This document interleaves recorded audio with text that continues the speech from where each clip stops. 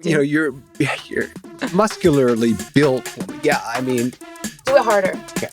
yeah, that's good. Is that real or is that steroided? But if we're going from the front, there's lots of things that I can do. Like you feel a little bit. Yeah. Oh no, everything about me is actually real. I'm a unicorn in Los Angeles. Here's my address. Just come anytime you want. I am skilled with a firearm and I will use it. And we never heard from him again.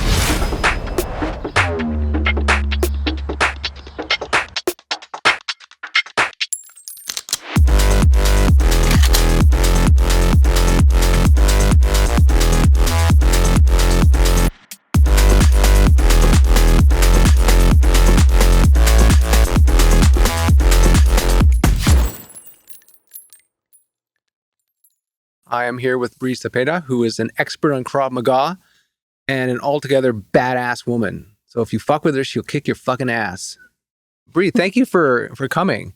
I've known you a long time. In fact, you started off when we first started working together. You were working with my family and you were watching our kids. Yeah, I know. How funny. Right? How and that was a while ago. They were tiny. And you had a lot of stories about that. Yeah. And you had just moved to LA, is that right? I had just moved to LA. I think I met you guys within the first 3 months of me moving out here, actually. Wow. Yeah.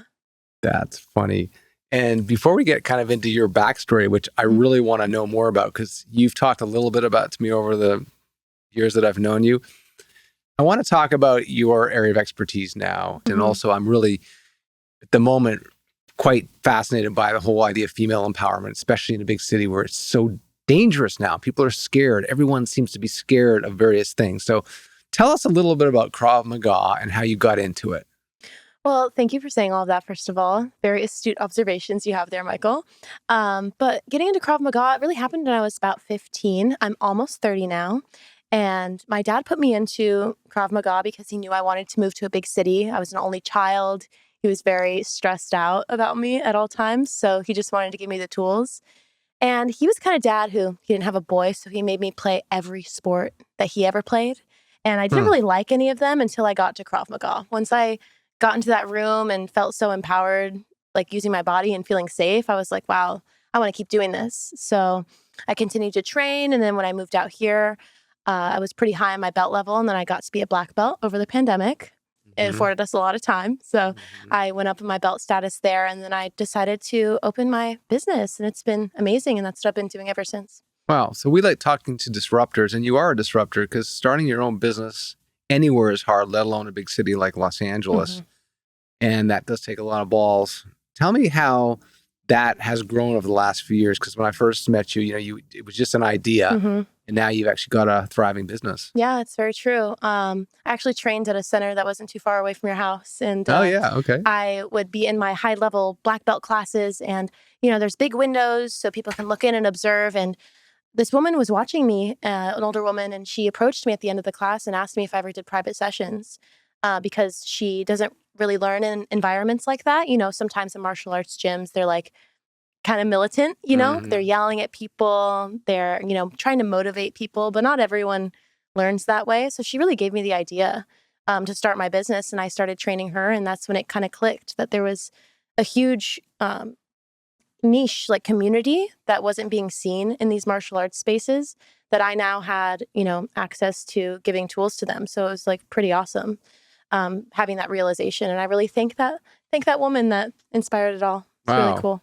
One thing that I'm really focused on, as I said earlier, was this idea of female empowerment in general and living in a big city, being able to protect yourself. So this podcast is sponsored by a company called American Gun Owners. And American Gun Owners is marketing self-defense guns to the average law-abiding person now who doesn't feel safe, who wants to own a gun and learn how to confidently use it. We'll get to that a little later, but insofar as it relates to your business, tell me about feeling safe or not safe in the big city. I mean, you can feel not safe anywhere, but I have a lot of data points now from women that I know, young, middle-aged, older, men too. But this is about you right now, about women on this podcast. Why do you think you feel so safe? And does the martial arts training make you feel safer? Well, I would say that I'm a special case. I used to go into bars, and into the bathrooms, and I'd say, hey, ladies, if you came here with someone who's now making you feel uncomfortable, someone's being predatory towards you, you can't find your friends, I'm your friend, and I will help you. I will stand with you while you wait for your Uber. I will do X, Y, and Z. I don't recommend that everyone does that. Not everybody is a walking weapon. But I, did that, and I felt comfortable because I was trained. I actually did get into a squabble with somebody when I was helping a girl out.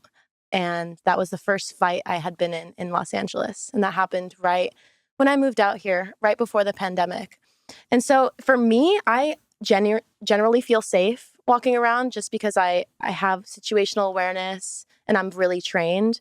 But I know a lot of people and a lot of my friends are still very nervous and scared. And, temperatures are high in the city, more so than, in more rural areas. So I can understand why people are on edge. Quite often, not every time, but in my experience, when I talk to people who are in martial arts or fighting, whether it's MMA or UFC or boxing, there was an incident that occurred in that person's past that prompted them to want to learn to defend themselves or to be a fighter.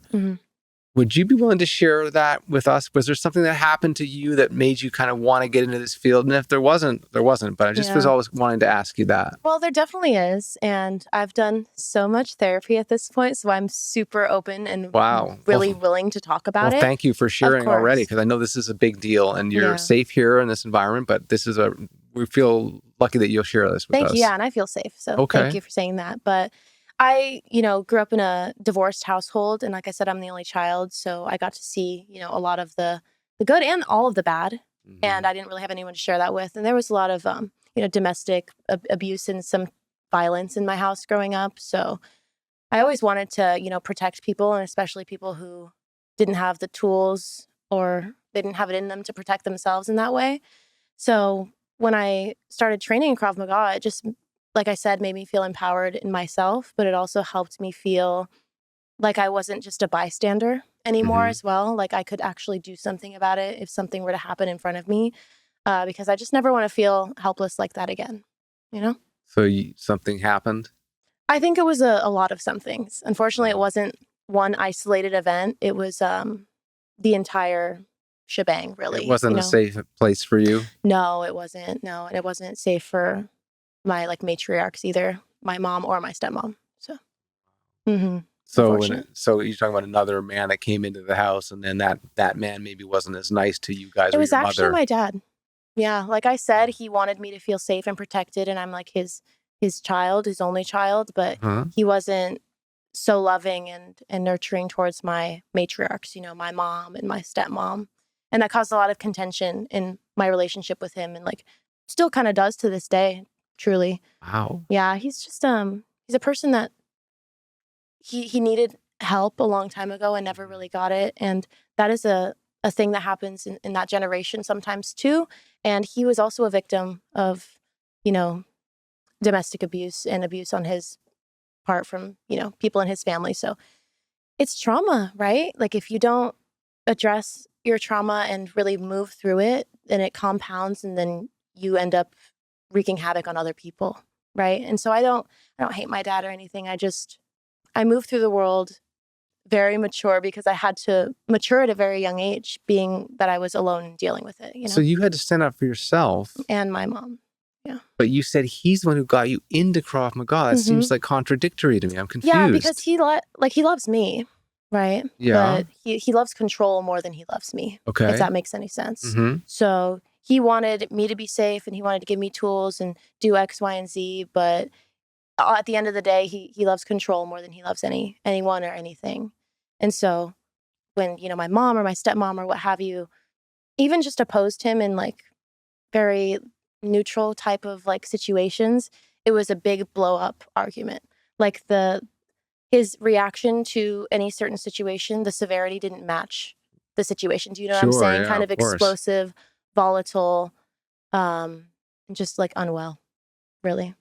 When you started to learn this martial arts, which he introduced you to, did you have to use it on him? No. So he was more of a emotional and mental abuser to me. It was never physical to me, which you can't see those scars and you can't see those bruises. Very much so real. It's different, but it's still very real, right? There was times that he, I think, wanted to get physical with me, but he knew that if that happened... But he had armed you. That was the thing. I know. It's contradictory. He was losing the arms race by arming the person he wanted to manipulate or control. So he's not going to physically control you. Yeah. It's a losing battle, and it doesn't really make sense, right? Wow, that's very complicated. It is super complicated. So when you moved to LA, or as you grew up and left the house and went to college or whatever, you certainly, did you ever come into circumstances where you saw abuse being perpetrated and then you came to the defense of someone? Because you're such a protector as a person. Yeah. You must have had some stories to tell. So I kind of alluded to it a little earlier when I said that I had this habit of going into bar bathrooms and announcing to the women in the bathroom that if they needed help, I was there to help them. This was January of 2020, so just 2 months before the pandemic. And I went into a bar downtown and I was with my work friends. And there was this girl who had heard my announcement in the bathroom and ran to the dance floor to find me. And she said that she had come there with, new friends. She was new to the city. This guy had been following her around in the bar all night. And then she went outside to catch an Uber and he was out there kind of pestering her. So she went across the street to a convenience store. He followed her in there, trying to grab her, trying to mess with her, trying to get her attention. And she was very scared and she felt unsafe. So she found me. I said, don't worry, I will come out there. I'll just wait with you until your Uber gets here. Okay. And so I went outside. I stood with her. I was just talking to her, trying to get her to focus on me and not the guy. And, the guy, he looked like a normal person. He was dressed well. He was even a little handsome and he was just really intoxicated and had no ability to control his emotions or his impulses. And so I would politely tell him, hey, we're not interested. We're going home. Thank you, whatever. Have a good night. And he started kind of verbally coming at me because he hadn't seen me with her before. So he thought I was I wasn't her friend. I was a fraud. What's going on? Blah, blah, blah. And I was like, dude, it's totally okay. We know each other. Have a good night. And he kind of just kept pestering me and pestering us. And we would, move our body language over so he couldn't see us, whatever. He just kept coming into our eye line. And then at one point he pretended to walk away. And then he turned around really quickly and open hand, lunged for me, which I thought it was a lunge to my throat, right?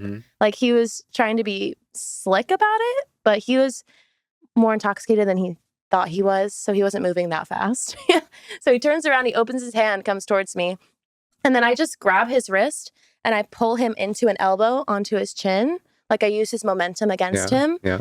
And then he falls to the ground and the girl says, oh my God. And then the security guard, who was watching everything happen, by the way, comes out to his aid.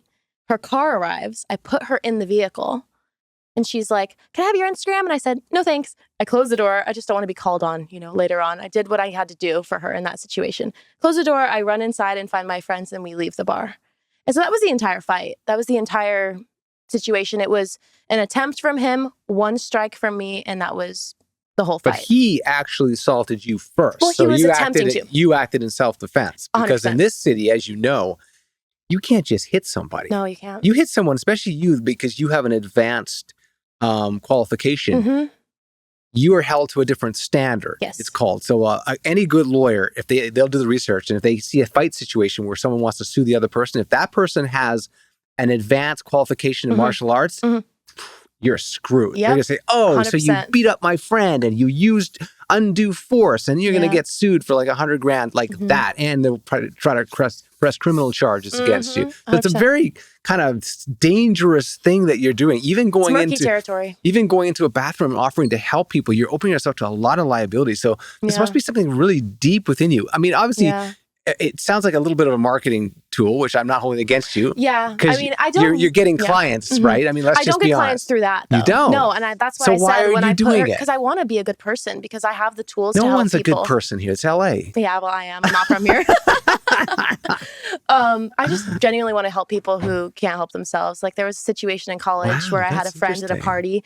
I lost her, and a guy was dragging her up the stairs by her ankles to take her. Yeah, she was completely knocked out. That's a caveman. Yes. It was, well, you know, did he hit her head with a club? Maybe. She was also like 5'9" and maybe 90 pounds. So she was like skin and bone. She could probably have 2 or 3 drinks and be like knocked out, passed out, you know? So you're just defending your friend. Yeah. So I was trying to look around for her. I even went to that party to keep an eye on her because she was, you know, had a history of like getting lost and stuff. Okay. But yeah, I saw this happening and it was horrible. That was actually the only fight in my life that I've ever blacked out in the middle of because I was so enraged. I like saw red. So this guy, it was at a frat party. If you don't know, University of Arizona has a huge Greek life. Like they have a Greek row that's like 4 or 5 blocks. And it's just fraternity and sorority houses. Okay. And yeah, we were at a frat party. And so that was what was happening. Where he was dragging her up the stairs, it was to go to all of their rooms. And the party was on the common area. So obviously there's only one reason he could be doing that, right? Jeez, that looks good. And so as I was running around looking for her, I go past the stairwell and I catch it on the side of my peripheral vision. And I pretend to be drunk. And I walk up the stairs. I'm like, hey, where's the bathroom? And then he turns around and he gives me a look. And he was about to say something. But I grab him by the collar and I throw him down the stairs and I just mount him and I'm just beating the shit out of him. Oh. I'm just beating the shit out of him. Yeah. Because he was trying to rape my friend. I mean, I'm sure that was his intention. Regardless of pretty serious what stuff, you're doing. Brie. Oh, I know. And that really put something into my soul. Like, Jesus. There are a lot of people that are susceptible, are under the influence, or just don't have it in them to fight back. So what did he do? He got beat up. I beat this man up. Yeah, I beat the shit out of him. And he just took it. He didn't say, I'm going to sue you. I'm going to file charges. Well, and none of that happened? What happened was, I don't know how long it was going on. I remember punching him. Yeah. And then I remember being pulled off of him. I don't remember anything in the middle. Wow. So I don't know if it was 5 seconds. I don't know if it was 15 seconds. I don't know if it was 30 seconds. I was also 19. So Jesus. I was like pretty fresh into my training. And it was my first semester of college, you know? Okay. And so the guys in the fraternity come over to me, pull me off. They're like, what's happening? I'm like, he was trying to rape my friend. Like, this is in self-defense, like blah, blah, blah, blah, blah. And the guy is really drunk, really upset. His face looks really bad. And these guys are coming up to me to make sure that I don't go and like tell the news. You know what I mean? So this is not a situation in which I was going to be in trouble. Yeah. It was going to be their entire fraternity and him. Got it. There's the leverage. Yeah, okay. Leverage for sure. And I said, I never want to see this guy again. If I see him anywhere on campus, there's going to be a huge issue. And they kicked him out of the house. I guess he was a pledge. I think he was also, apparently from what I gathered, he was also a freshman who was pledging to the fraternity. So he wasn't actually in it. That's a crazy? Really crazy story. I mean, I never want to black out again during a fight. That was just blackout rage. Oh yeah, right? And I made it a mission to never feel not in control again. Like huge. Okay, I mean, in Los Angeles, I know a lot of people and a lot of women, a lot of people in the fashion business and acting and modeling and all that. And what I found recently, and a lot of my friends would agree with this, is people are feeling less and less safe, and particularly everyone in general, but also women, because they're more vulnerable on the street with just some of the bad people that are out there wanting to assault them for a variety of different reasons, not just necessarily, I want to steal your watch. Like, you know, guy walks around with an expensive watch, someone wants to steal their watch. Woman walks around just as a woman and they want to assault her for the reasons that often men assault women. What do you think about this? You teach Krav Maga and you are empowering women to defend themselves. And I think that's fabulous. But a lot of people now are saying it's not enough that I know self-defense. I want to own and carry a gun because we feel so unsafe. I have pepper spray. Oh, I have pepper spray. Okay, but I really want a gun. So what's happening with the laws are changing in California. The Supreme Court's made very clear that if you are a qualified applicant, i.e. you have to pass a background check and do the course, you can not only own a gun, because everyone in the United States is allowed to own a gun for self-defense. That's enshrined in the Constitution, Second Amendment. But now you are allowed to carry a gun in almost every state, providing you pass the background check and you do the 16 hours in California of coursework. You have to be have 16 hours of target practice and pass the test and do the checks.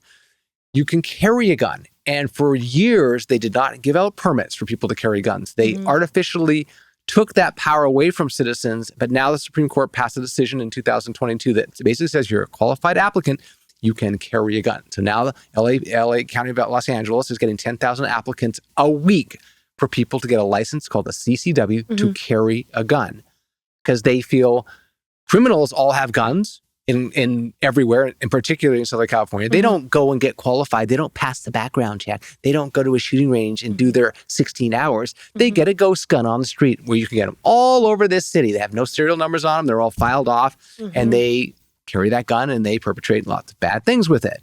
Totally. As a martial arts instructor, how would you feel about not only yourself getting qualified to carry a gun and instructing your clients to not only have self-defense, but also be confident with a firearm? Because this question inevitably is going to come up to you. And I'm going to ask you anyway. You're 130 pound, you're a fighting machine, but you get up against a big guy or someone who's much, much bigger than you. You're probably not going to be able to defeat everyone. Well, that's where I beg to differ. Okay. Because Krav Maga is one of those martial arts that is not a competition sport. So it's not about, following a certain methodology to drag out a fight to prove that you're the better fighter. It's about ending a fight quickly, efficiently, and with no fuss. Okay. So we can't be allowed in rings to compete because everything we do is illegal because it's so brutal. Got it. Okay. And when I fight men in my black belt class, they are 250 pounds, pure muscle. And I disarm them and I get them into submission. I would say 8 or 9 times out of 10. And there's been a few people who have bested me, but no one's perfect. But it's because Krav Maga goes against body anatomy. Okay. So we're not fighting fire with fire. We're never tug of warring it. I am using your bones and your muscle and your structure against you. So all of our arms bend the same, right? We all have elbows, right? We all have knees. We all have pressure points. We all have a blade on the side of our arm here where our pinky's at, and we all have our nerve endings where our thumb is at. If you hit someone or disarm them or, defend an attack in a certain way with the tools that I teach people, it really doesn't matter your size. Okay. So I want you to stand up here with me. Okay. I want you to show me the pressure points, the most brutal pressure points on, I happen to be a man. Yeah. And so if I'm going to come at you, you have no regard for my safety or you do irreparable damage to my body, because we all know pressure points. So show me for the audience the nastiest. Obviously, kneeing me in the groin is an easy one. That and you cheap shot. But that's who cares? Because your point is true. It's you want to disarm and disable that person. So aren't you going to go away from my testicles right away? Because that's a man's vulnerable spot. I'll show you one. That's really good. Let me move this. Show me a few. I don't want you to hit anything. So scoot this way, do it slowly and don't hurt me. Of course not. Of course not. So the most common thing that people are going to come at you and do is a hook. Right? Because that's the biggest punch. You can throw most of your body behind it. And if someone wants to put you on the ground, most often they're going to do a hook. So why don't you use this hand and do it? Yeah. Do it harder. Okay. Yeah, that's good. That sucks, right? Too. Yeah. And it was only twice. Right. With I gave you maybe enough. Yeah, I maybe gave you 20% power though. And that was twice and you're already ooh, ow, that hurts. So how did you do that with an open? So I said, the pinky side of your arm is where your blade sits. So if you feel it, you can feel on your forearm where your blade's at, right? And then on your thumb side, you've got all these nerve endings here. There's no blade really to protect you. So if someone's going to hit you, right? Yeah. They're going to hit you with their nerve ending side, and you just have to meet them with your blade. And this is more of a chopping motion, not a fluid dancing motion. No, this is chop, right? That's pretty good. So twice already, it kind of sucks, that right? Hurts. That still hurts. It sucks bad. Wow. Okay. So that's the blade. We get that. What else? So I'm coming at you, or you choreograph it. Yeah. So it depends on what the attack is. Well, I mean, as a man trying to harm a woman, you maybe just going to try to overpower her, right. So a wrist release. Let's show a wrist release. This is a really good one. But gently. Of course. So there are, someone can grab you 2 hands. That one's actually the easiest to get out of. Yeah. But I'm going to show you a harder one because everyone knows that one. So you see, I'm grabbing you cross-body like this to try and maybe take you somewhere, drag you somewhere. A lot of people think this is an appropriate touch to someone that you don't know. Hey, how are you doing? This is most common, right? So you can grab cross-body, you can grab same side. For these purposes, since we're in a small space here, I want you to grab me cross-body. So go ahead and grab. Okay. So like I said, body anatomy, right? Yeah. The weakest part of his hold is where his fingers meet on my wrist. And the strongest part of my hand is my thumb. So I'm going to turn my wrist where his fingers meet. So now we're here, okay? My little wrist bone where my thumb is at is where his fingers meet. scoot over this way. Yeah. So grab me like pretty tight, okay? Okay. Yeah, like really tight. Okay? So what I'm going to do, if there was more room, I would do it like full out. But the same leg of the arm that's being held, I'm going to take a step. And I'm already out, okay? Powerful. So if I had more room here, I would just continue walking and not give really a shit about why he touched me. I would just get out. So it's not, yeah, right? It's just I'm not playing. If I started playing tug of war with you, watch this. Okay, I'm going to do it wrong. If I started pulling, I'm really not going to probably get out. That's what you see a lot of people. Yeah, and they panic, right? Yeah. So I just moved my thumb nice and easy. I didn't tense up my body either because if I do that, how much space do I have to get out now? This much. So you want to just relax, okay? If they're holding you like bone grippingly tight, like you cannot move, you just grab their wrist for a second and move. You can stabilize it enough for like a fraction of a second so you can move to that area I talked about.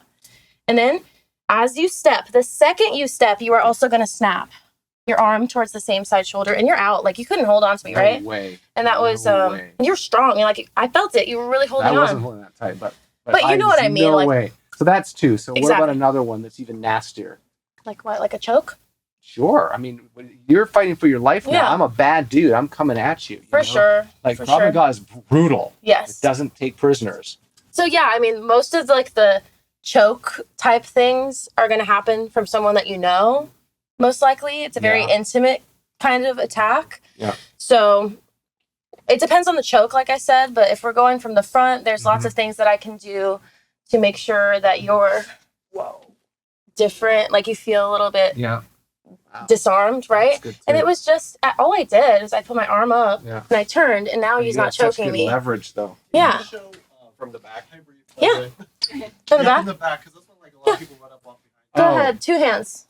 Same first step. Sorry, Michael, could you introduce that? Could you be like, okay, what if I grab you from the back? Yeah, so Brie, what happens if I grab you from the back, which sometimes, if you're an ally, some man comes and he's grabbing you. So gotta hold on. So the rear naked choke is actually, it's a toughie because you have to see the hand coming and put your chin to your chest before they get the full hold on you. Because once they do, it's going to be really difficult to get out. So you could also knee me in the groin or something, right? Absolutely. There's like a heel click. Yeah. I won't actually do it. There's like a heel flick. Of course, you can use anything at your disposal. Go for the eyes. You would do that too, right? 100%. There's no rules in the street. Well, that's what I was going to get at. Yeah. Like you could just gouge someone's eye. Absolutely. You can also put right in someone's larynx. Yep. It's brutal. I mean, that was one of my experiences as a pseudo tough guy in LA, which I told the story to Luke Rockwell in another episode. So I got in this altercation. First time with this wannabe action star actor who I beat up with like one hand, just like pow. He's like, oh, down the ground crying. The next time in a bar with a bunch of guys, this slightly built guy, one flick of his wrist right on my larynx. He was a 5th degree black belt. Like, just boom, like that. That's it. And on the ground. I was like, oh. Yeah, you got to kind of. I'm out. I'm like, forget it. Yeah. You got to kind of put your middle finger back and put these two forward. That's what he did. That's what he did. He just went, pow. Because they're right here on the side. The middle like hurts. Yeah. But this is anyway, the best. we've established there's lots of easy ways for you to really inflict a lot of punishment on me. Yeah. So this is where it gets interesting to me though, because I am a gun guy. I am not a fighter. I won't get into a fight, period. I don't want anything to do with anyone. However, my wife, who you know, was, I think doesn't have a problem saying that, she was felony stalked. So the precedent case in Los Angeles County for felony stalking is Lisa. Wow. So her ex is a real coward and a horrible person. This was a long time ago. But when I first started dating her, he was released from prison. Oh my gosh. And someone said, oh, he's coming for her. And she was dating me at the time. Oh my God. I mean, we just started dating. And I'm a firearm guy. You don't know this, but even when you were working with me, I have guns and safes, and I'm very skilled. That's why I run American Gun Owners. Yeah, absolutely. And I'm trying to empower everyone to be a confident firearm owner. I think it's something that needs to be taken seriously, but you should have the right to defend yourself. Of course. So this guy calls her and says, so I know where you're living with your new boyfriend. And she's like triggered by that, right? Of course. And I'm like, put him on. So I said, listen, here's my address. You know it. So come on over. I'm waiting. Just come anytime you want. But I'm warning you, if you come in this house and you are aggressive, I know the law and I know you do too, but I strongly suggest you never come near this house. I am skilled with a firearm and I will use it. And we never heard from him again. Good for you, because you meant it. You meant I did mean it. No, you could feel the intention if you know in someone's me, voice. I mean it. But the thing is, women shouldn't be scared. No. You are helping people and women, but now we're kind of taking it to the next level. Women are telling me in gross, and our company has tons and tons of people that are pre-buying, want to sign up for our packages. They want to be able to defend themselves. They don't want to rely on a man to defend me. They want to say, I don't have anybody else. I'm living in Los Angeles. I want to go out at night with my girlfriends, and we're all fucking petrified. We all have pepper spray in our purse, and we don't want to use it. We don't even know how to use that, but we just feel like it's not fair. It's very scary. I don't know what you think about that. Would you, or do you own a gun? So I'm from Arizona. I think you were born with a gun in your hand. Yes, exactly. Got it. So I might have mentioned that up top. I don't know. But I was shooting guns by the time I was 6 or 7. I mean, I know that's not very recommended, and I'm not going to say who let me hold those firearms, but nothing ever went wrong. And my whole family, they also have like safes in their homes full of weapons. I love guns. I think that in the wrong hands, anything can be dangerous. So I understand the safety concerns of, everything that surrounds firearms. Yeah. But I do think that it's important that if you have it, you know how to use it. So do you own a gun? No, I don't own a gun in California. You can, though. I can. But why don't you? I don't know. In Arizona, it was easier to have a firearm. So that's the main reason. Exactly. Yeah. So what's happened here is the government, at the state level, has made it so difficult and the customer journey so long that you're like, I don't even want to own a gun because I don't want to go through and jump through all the hoops it would take to own one. Yeah. And that's one of the things that American Gun Owners is addressing. It's like, no, we are helping you exercise your Second Amendment rights and making it easy for you to own a gun. And if you want to carry a gun, we're making it easier for you to carry one too by getting the instruction. We're partnered with the National Rifle Association. So you get a great instructor built into your package. But you should not have to be afraid of owning a gun because of the government and putting all these limitations on you.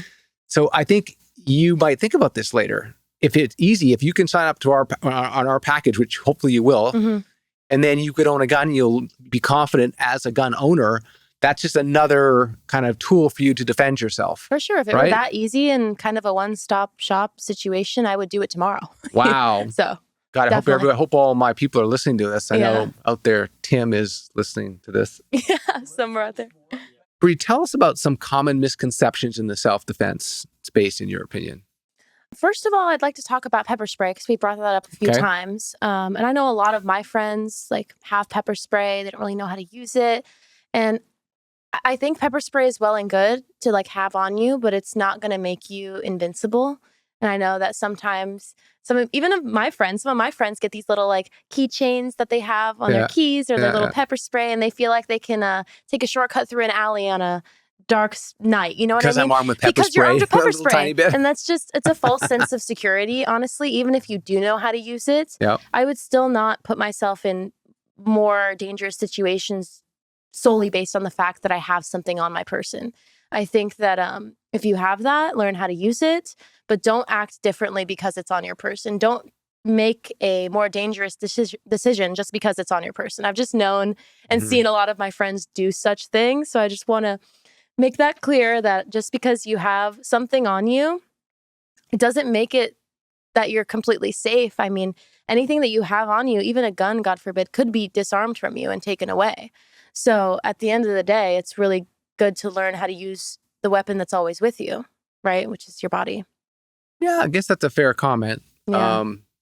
And just from what you've shown me earlier, it doesn't seem that complicated what you're doing. Once you understand the physics of it, the leverage that you can create, I was actually shocked at how much force you generated on those 3 techniques, particularly that strike. Yeah. I mean, you didn't hit me that hard. No. That still hurts. I know, with all those nerve endings in there. Right. So if someone's really coming at you and you're quick enough to defend that way. But you haven't ever had to really defend yourself, have you? Well, I have in those situations where I'm telling that was a long time ago. Yeah, and that was a drunken frat douchebag who you were beating up when he's drunk on his back.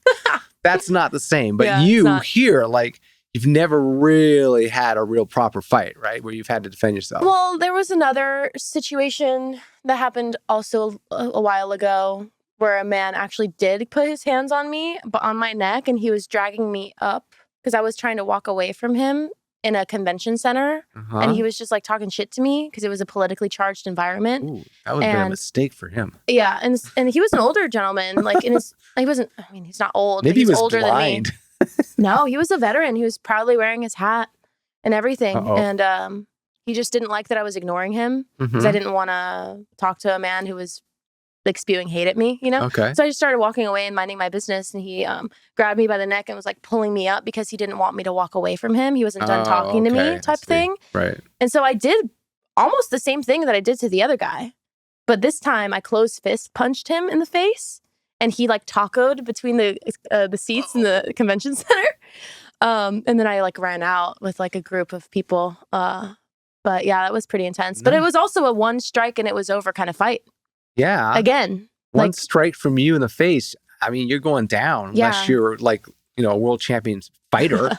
I mean, he really put his hands on me, and it really made me mad. And that's why I closed fists punched him. But I wouldn't recommend that. It really hurt a lot. And my knuckles were red for a few days. What does his face look like? You never found out because you got the hell out of there. I did like, look at him a few times, and he was trying to talk to me. And I was like, oh, this is a weird, volatile situation that I'm not going to be a part of. So I clocked who he was and like what he looked like. But yeah, after I punched him, I was out of there. It's funny because you do have an aura. I know you quite well. And I've seen you in a lot of different contexts, but you do have an aura of don't fuck with me. Yes. And you're also, you're muscularly built woman. Yeah. I mean, is that real or is that steroided? Oh, no. Everything about me is actually real. I'm a unicorn in Los Angeles. Everything about my face is real. I know that, but you are physically unusually strong. And so you're not someone that people, I think if you're someone wanting to assault you, you'd have to have pretty bad vision. Bad judgment. Bad judgment. Everything bad and misguided to kind of pick on you. So I think it's actually kind of cool that you're empowering lots of people who don't have that same aura. Yeah. You referenced your 5'9", 90-pound friend. And let's face it, there are lots of people who their physicality is very different than yours. Yeah. Where you just like, you're not going to mess with you. Yeah. And a lot of people don't have that benefit. They're vulnerable when they're out on the street or they're out walking or they're doing anything for that matter. And more women than men are vulnerable just because of the disparity in size between a man and a woman. So that's interesting that you've decided to devote your life to this to empower females, essentially. Although that's not true. So what's the breakdown of men to women clients that you have? I would say it's like 65% female, but the rest is male. That's surprisingly. Yeah. I mean, I host workshops like monthly in Los Angeles, and I would say the majority of those people that come are female. The numbers are a little bit different there, more like 80-20. But speaking of like setting an example for people, a month ago when I was doing one of these workshops in West Hollywood, there was we were doing it in a park, and there was some kind of culture fair going on, like a Russian culture fair. So there was a lot of onlookers where there usually wouldn't be at our workshops. And so we got a lot of people walking up, interested in what we were doing, what have you. There was a man who came up and who was exuding a lot of incel behavior, which was like, he went up to the only two men in the group and was talking about how this isn't going to work, that if a man really wants to do something to a woman, they're going to do it, and the woman should just roll over and accept it. Oh, fabulous. And he was talking shit, and I didn't really hear it because I was signing people in. But he did eventually make his way over to me to have a discussion. And he was talking to me about how, women have it so easy and women's lives are so much better than men and all of these things. And I just looked at him and I gave him some choice words. I didn't cuss at him though. I was in a work environment. So I just gave him some choice words. And then he eventually came back over to me after going back to the guys. And then I looked at him and I said, listen, I appreciate you coming over here. I don't want to have this conversation anymore. So I'm not going to. Have a really nice day. And I did not break eye contact. I didn't do anything. And a lot of the other girls who were in the workshop were like watching. And then he kind of just took what I said and left.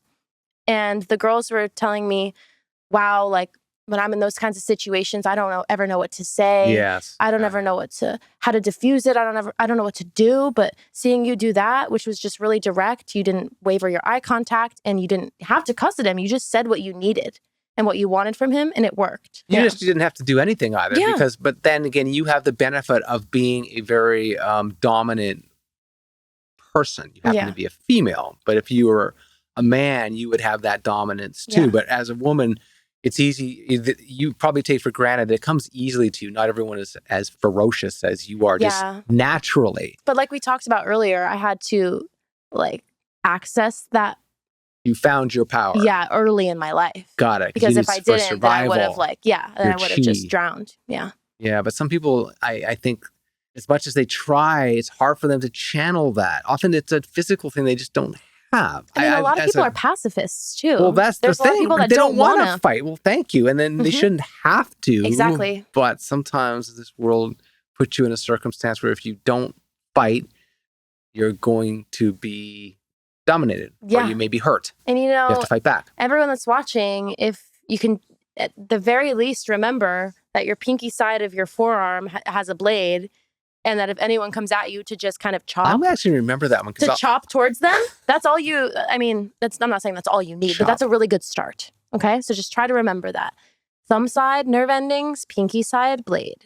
Okay. And then just wherever they're coming from, literally just chop. I can see you take great pride in giving this information out, which I really like, because you really do, I think, have an enormous amount of satisfaction from watching your clients evolve, right? From someone who comes in knowing nothing, who's seemingly very vulnerable, and then leaves under your tutelage with some real skills to defend themselves. They may not be an expert, but they have skills they didn't have. That must be empowering to you too as an instructor. Hugely empowering. Yeah. And I've, heard from even people who aren't my clients anymore, who are past clients. They'll text me or shoot me a message and be like, hey, I had to use this defense that you taught me or this strike that you taught me and it worked. When I get those messages, I kind of obviously hate to hear that they went through something, but I'm happy to hear that what I taught them saved their night, their life, potentially, whatever it is. Has that ever happened? Has there ever been a circumstance where someone you've taught has had a really bad experience that their training that they got from you saved them from a serious assault or an attempted assault or a robbery or something? Definitely. So 2 come to my mind immediately. The first one is actually what I was talking about with the blade situation. This girl that I had trained 2 years ago, she was with me for maybe 6 months and then had to relocate for a job. And when she relocated, she had a work friend that she went out with to a bar, and they were standing at the bar trying to order. And then right next to them, a fight broke out with 2 dudes. So it wasn't even like she was directly involved in the beef, but the beef was close to them. The beef found her. So her friend was standing next to her, right? And then the beef's happening over here. And these guys, one of them throws a big hook and it's about to come and hit her friend in the face.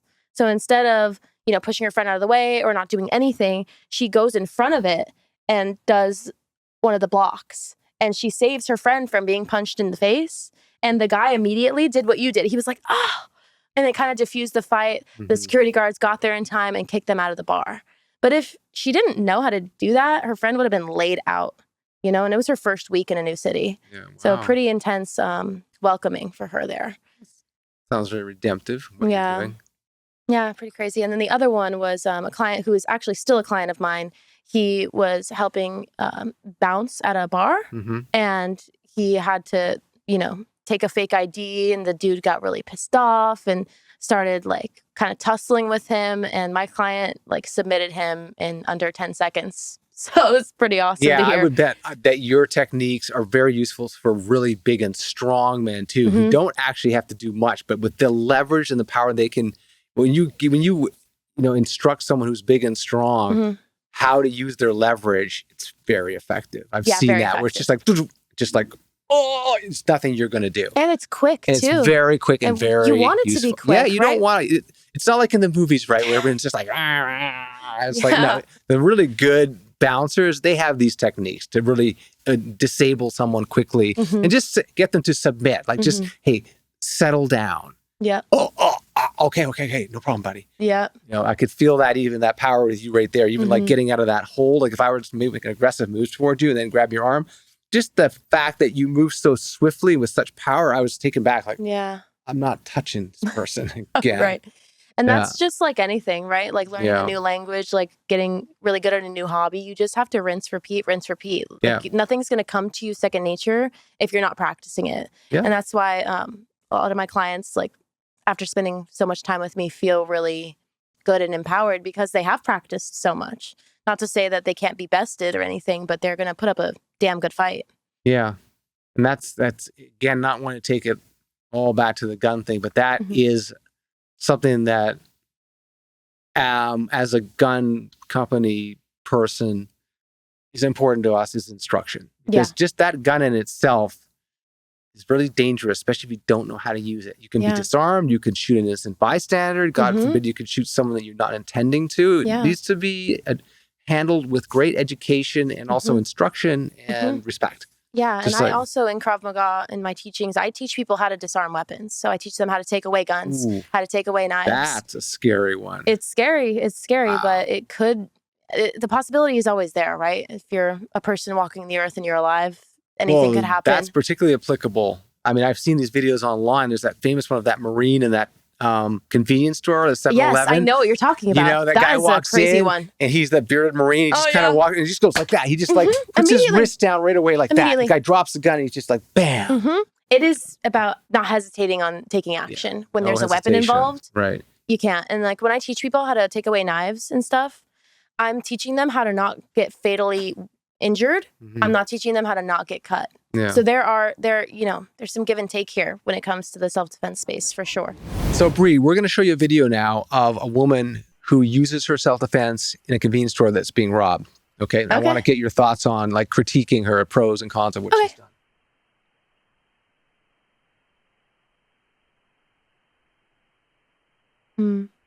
Oh. Dang. That's awesome. Good for her. Yeah. I mean, she clocked him really quick. I'll give her she was fast, an A+ on situational awareness for sure. Yeah. And then she, staggered to the side, backed up, kind of assessed the level of danger. Then when she saw that he was playing around, she just went for it. I don't think he didn't even really do much before she. No. She knew what was going on, and she let him have it. I love that she went for it looked like she did kind of like a kick towards the kneecap. I loved that. And it was kind of just a get away from me type attack on her end, defense. And I love that. She didn't really go in to like humiliate him or to like embarrass him or to like make it more intense than it needed to be. I think she did exactly what I would have done in the situation. So she gets a pass from you. She gets a pass for sure. Here's another one. This is in a gym. Okay. Where a woman lets this guy in and then he starts coming at her. Wow. Okay. Bigger. Whoa. Yeah, I mean, you did really amazing. You just did exactly what the self-defense experts always say. Have you ever taken like a self-defense class or anything? Because you really seem to know what you were doing, which was just to keep fighting. Right. No, I've never taken a class or anything.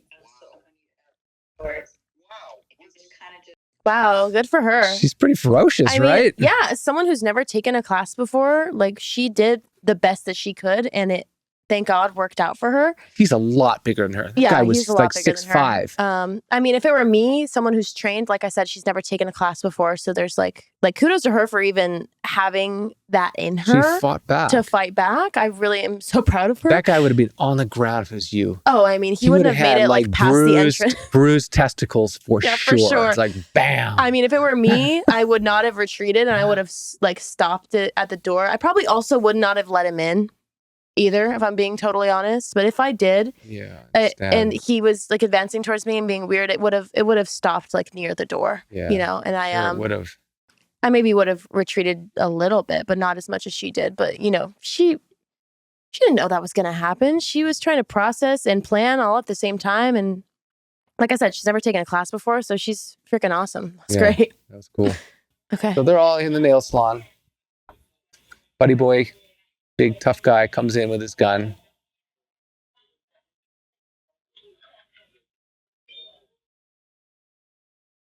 Yeah, that's crazy.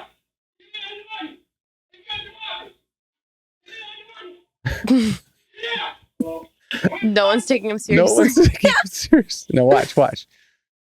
Dum-de-dum-de-dum-de-dum.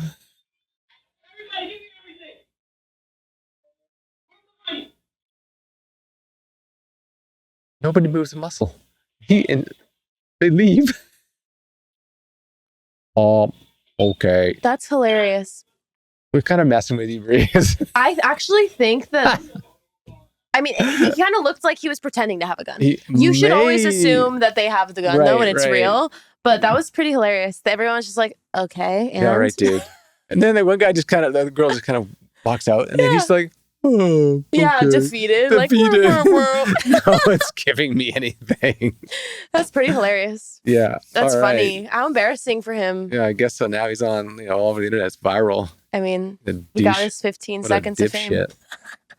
As kind of a disruptor, I mean, you're a young woman who moved to Los Angeles and didn't really know anybody. You've made your own way, and this happens to be your choice of business.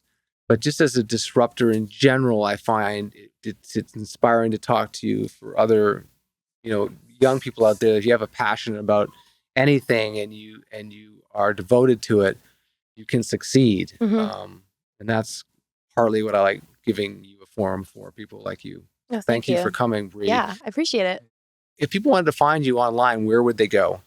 Well, on Instagram, you can find me with my business page at Self Defense with Brie. Brie is Brie, like the cheese. And my personal page is Brie and Zepeda, Zepeda. That's great. Thank you so much. Brie Zepeda, an expert in self-defense and female empowerment, and an embodiment of a powerful, strong, independent woman. Love you for coming. Thank you. Thank you. No, don't worry. Wham! Bam!